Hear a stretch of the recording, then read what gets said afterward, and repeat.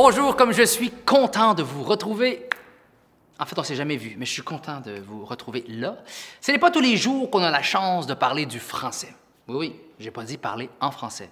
J'ai bien dit parler du français. Et c'est rare qu'on parle du français. Normalement, c'est plus le français qui parle de lui-même. Du coup, bref. Oh, ça fait rire notre invité que je vous présente à l'instant. Mesdames et messieurs, Sabrina, est-ce qu'on dit Egoun? Egoun. Egoun.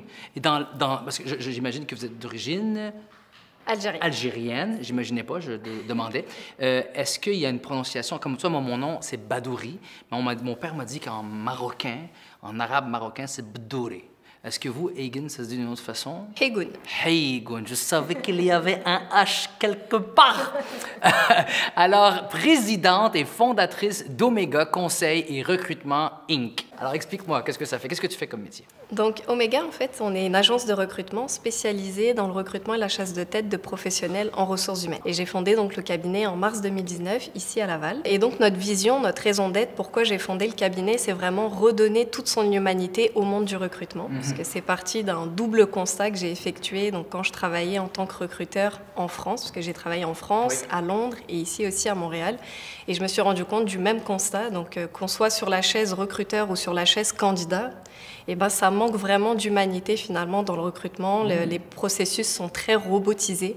Et donc, c'est ce que je veux faire avec Omega, c'est vraiment redonner de l'humanité et redonner de la place aux candidats dans le processus de recrutement. Et donc, je travaille avec plusieurs outils justement pour ce faire. Donc, par exemple, je travaille avec des tests de personnalité très avancés qui vont vraiment aller chercher tous les liens qu'il peuvent y avoir entre le candidat et le futur gestionnaire pour créer un match de compatibilité entre ces deux personnes. C'est un peu le Tinder des ressources humaines, là. Comment fais-tu, Bruno, pour t'assurer que ton entreprise fait toujours bon usage du français? Autant en oral qu'à l'écrit, là. Mais j'ai plusieurs projets. Donc déjà avec l'entreprise, je tiens un jour un blog RH, donc sur des thématiques RH. Donc ça c'est la partie écrit qui est rédigée uniquement en français. Okay. Le site internet aussi est uniquement rédigé en français. D'ailleurs, j'ai toujours pas de version anglaise. J'en ai pas eu besoin pour l'instant. Après, je viens de créer un autre projet sur YouTube justement pour avoir le français plus à l'oral.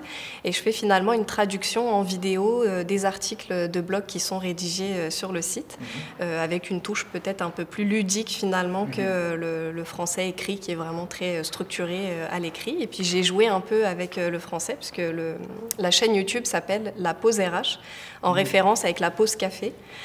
Donc au lieu de prendre, on prend la pause RH avec son bon petit café et puis on apprend des petites choses sympas sur le monde du recrutement et des ressources humaines.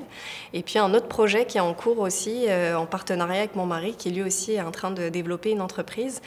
Donc on est en train de créer un outil informatique qui s'appelle un ATS dans le monde des ressources humaines. Donc c'est un outil de gestion de base de données de CV qui est également entièrement créé et rédigé en français. Sabrina, quand tu es arrivée ici, parce qu'on sait que tu es née et tu as grandi en France, est-ce que tu as eu de la misère à te faire comprendre ou c'est plutôt toi qui as eu de la misère à comprendre notre joual québécois? J'ai pas eu de misère à me faire comprendre, honnêtement. Je trouve que tout s'est plutôt bien passé avec l'intégration du français ici. Ah ouais. C'est plutôt moi qui ai dû m'adapter à des nouvelles expressions, surtout dans mon domaine, en ressources humaines, que je connaissais pas, comme par exemple donner son 4%. OK. Comment vous dites ça en France? On dit le solde de tout compte. Sabrina, as-tu déjà été confrontée à des situations marquantes ou cocasses en rapport avec la langue française dans ton milieu de travail?